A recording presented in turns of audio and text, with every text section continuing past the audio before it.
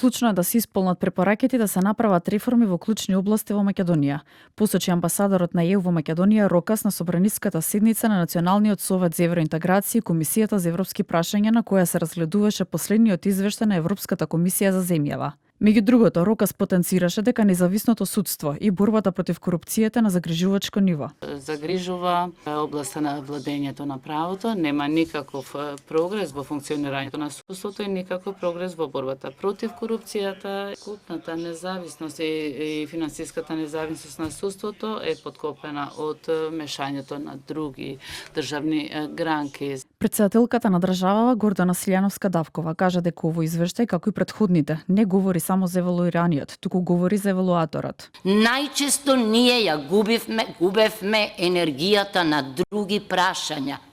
Рековте, судството ни е нереформирано, имаме проблеми со корупцијата и криминалот.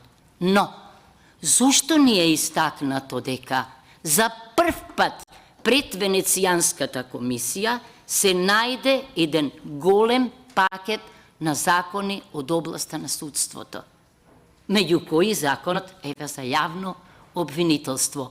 Тоа е нешто што треба да се потенцира. Претседателот на Комисијата за европски прашања Антонио Милошовски посочи како политичка партија која добила доверба од народот, целта им било испроведување на реформи во судството.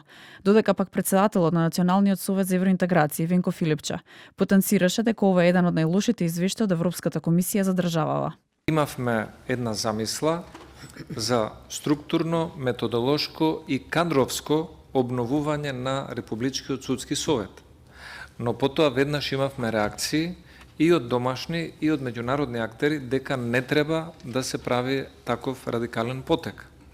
Ние ги послушавме тие забелешки, не го направивме тој радикален потек. И сега трендовите не се поразлични, владата се обидува да ги покрие и да врши влијание на сите независни институции кои што се надвор од извршната власт.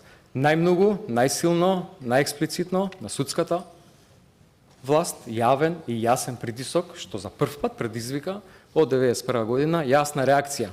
Министерот за европски прашања Орхан Муртазани нагласи дека независност и ефикасноста на судството, капацитетите и функционирањето на АКМИ системот и борбата против корупцијата на високо ниво останува значајно осетливо прашање, кој не треба да се пролонгира понатаму.